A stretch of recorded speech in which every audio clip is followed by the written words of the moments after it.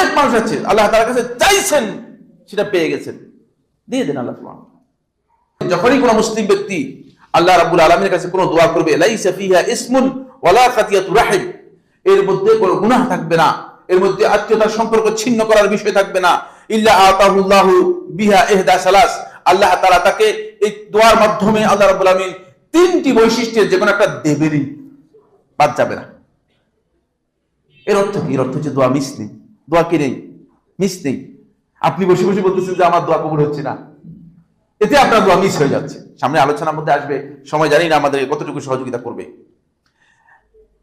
তিনটি বৈশিষ্ট্যের মধ্যে একটি বৈশিষ্ট্য অবশ্যই আল্লাহ সুবহানাহু ওয়া তাআলা দিবেন। এক, ইম্মা আন তুআজ্জালা লাহু দাওয়াতুহু, হয়তো আল্লাহ সুবহানাহু ওয়া তাআলা তার দোয়াকে নগদ তাকে আল্লাহ রাব্বুল আলামিন দিয়ে দিবেন, পেয়ে যাবে। পৃথিবীর অনেক মানুষ আছে, পৃথিবীর অনেক মানুষ আছে আল্লাহ তাআলার কাছে চাইছেন, সেটা পেয়ে গেছেন, দিয়ে দেন আল্লাহ সুবহানাহু ওয়া তাআলা। দোয়া করছেন, আল্লাহ সুবহানাহু ওয়া তাআলা দিয়ে দিয়েছেন। হয়তো একদিন বা 2 দিন, কিছুদিন তো ডিলে হবেই, 1 বছর 8 বছর। আপনি কথা মনে করেন না যে এটা মানে এমন যে ব্যাংকের অ্যাকাউন্টে টাকা গিয়ে চেক দিলেন আর উঠে নিয়ে আসলেন, এরকম তো না। আমার আল্লাহ সুবহানাহু ওয়া তাআলা আপনার অন্তরটা দেখবেন, কিন্তু দিয়েছেন। সুবহানাল্লাহ।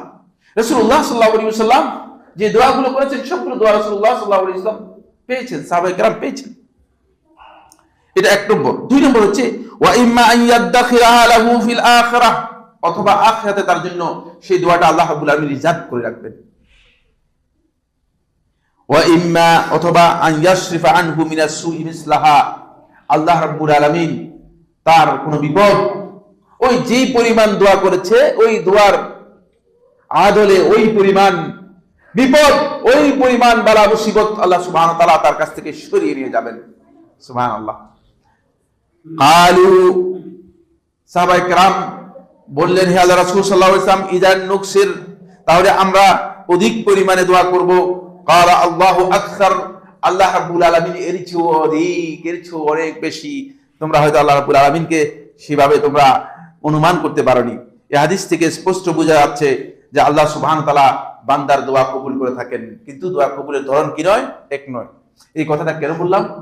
এই কথাটা এই জন্য বললাম যে আমরা অনেকেই দোয়া করে থাকি, আমাদের অনেকের দোয়ার মধ্যে আমাদের কাছে এসে বারবার বলছে যে শেখ, দোয়া তো আমার কবুল হয় না।